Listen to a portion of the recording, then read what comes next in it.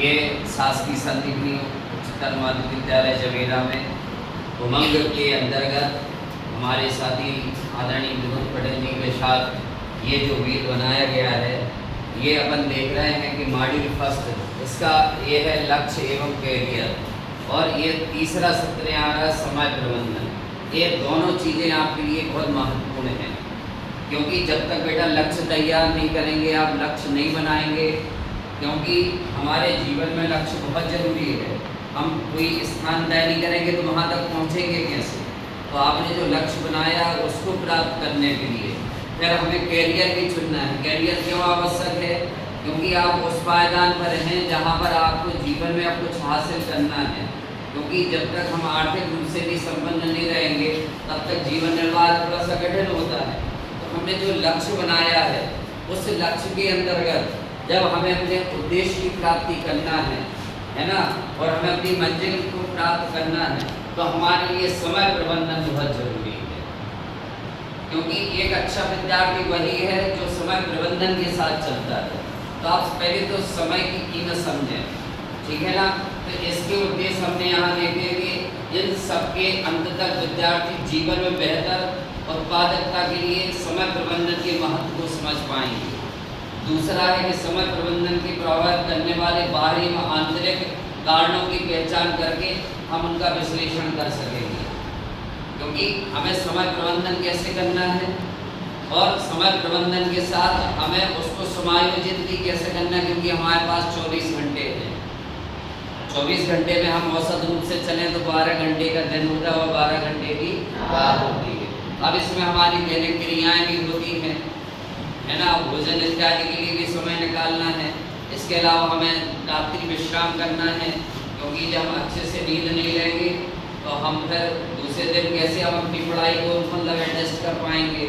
तो हमें देखना कि जो व्हील बना हुआ है, इस व्हील में यदि हम तय करते हैं कि हमें कितने घंटे सोना है और हम तय करते हैं कि हमें कितने घंटे जागना है, और जागने में फिर हमें कितने घंटे स्कूल के लिए सुरक्षित रखना और कितने अध्यापन के लिए भी सुरक्षित रखना है। तो सबसे पहले एक अच्छा विद्यार्थी वो है जो अपनी पूरी टाइम सारणी को जो है बना करके रखता है अपने सामने, स्टडी टेबल के सामने। ऐसा क्यों करता है?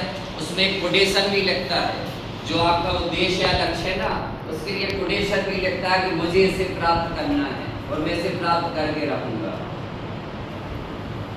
तो हम यदि मान लो 5 बजे उठ रहे हैं, 6 बजे उठ रहे हैं, तो हमारा टाइम एडजस्ट होना चाहिए। आपके 5 सब्जेक्ट हैं, 5 सब्जेक्ट को आपको 2 घंटे 1 घंटे कितना देना है, कितना स्टडी के लिए देना है और कितना रिमेम्बरिंग के लिए देना है और कितना राइटिंग वर्क में देना है, आपको तय करना है।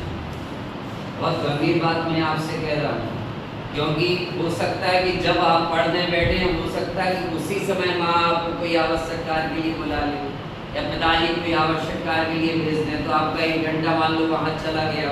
अब उस 1 घंटे को आप कहाँ से निकालेंगे? तो आपके जो खेलने का समय या भोजन का समय मान लो आपने 1 घंटे रखा था, तो वहाँ टाइम मैनेजमेंट आपका 40 मिनट का जाएगा। खेलने का 1 घंटा का, तो वहाँ 40 मिनट आप वहाँ एडजस्ट करें, यानी 20-20 मिनट करके हम समायोजित कर पाएंगे। क्योंकि आज का दिन आज है, ये आज कल बन जाएगा।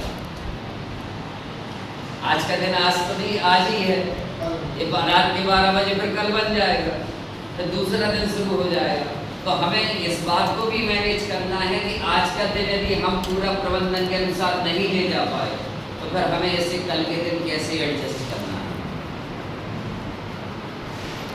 तो हमें अपनी स्कोरिंग करना है, अपने सब्जेक्ट पे पकड़ बनाना है, या हो सकता है आप पीएससी का उद्देश्य बनाए हो या कोई और आप कॉम्पिटिटिव एग्जाम के उद्देश्य बनाए हो, तो बेटा उसके लिए भी आप कितने घंटे दे रहे हैं ये भी आपको लिखना है। तो आप बिल्कुल तय करिए कि हम रात में 10 बजे सोएंगे तो हम 5 बजे तक यानी हाँ उठ जाएंगे, या 12 बजे सोएंगे तो हम 6 बजे उठ जाएंगे। क्योंकि एक अच्छे विद्यार्थी का ये है कि वो ज़्यादा से ज़्यादा 6 या 7 घंटे की नींद लेता है, इससे ज़्यादा नींद नहीं लेगा। क्योंकि हमें सोने में खोना नहीं है, हमें जाग करके पाना है, परंतु हमें थकना भी नहीं है। क्योंकि थकेंगे बेटा तो फिर याद कैसे करेंगे? मेरी बात समझ में आ रही ना?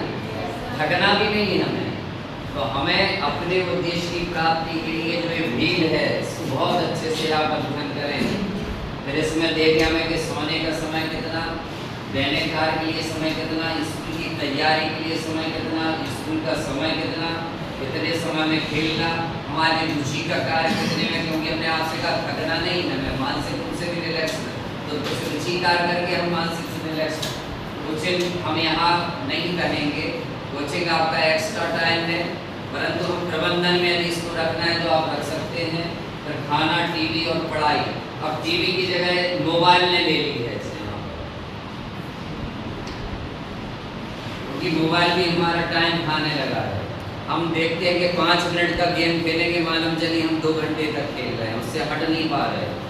तो ये जो है हमारे तनाव बढ़ाने की चीज़ें हैं, रिलैक्स करने की चीज़ें, क्योंकि जब आपका टाइम ज़्यादा हो जाएगा फिर आपको ध्यान आएगा हमने तो इसमें 2 घंटे बर्बाद कर दी, अब फिर आप घबरा जाएंगे। तो दूसरी चीज़ जो याद करना थी वो भी फिर आप हड़बड़ाहट में पड़ेंगे या आपका सोने का बेटा समय कम हो जाएगा। तो यही तो प्रबंधन है। मैनेजमेंट किसे कहते हैं?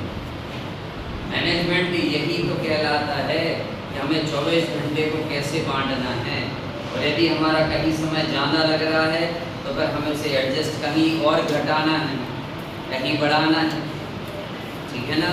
तो आज आपने ये चीज़ देखी कि लक्ष्य और कैरियर के लिए समय प्रबंधन कितना ज़रूरी है। एक अच्छे विद्यार्थी बनिए और एक अच्छा लक्ष्य जो आपने बनाया उस अच्छे लक्ष्य के लिए एक अच्छा प्रयास कीजिएगा। मुझे लगता है आप इसमें आगे बढ़ेंगे और मेरी भी बात आपको समझ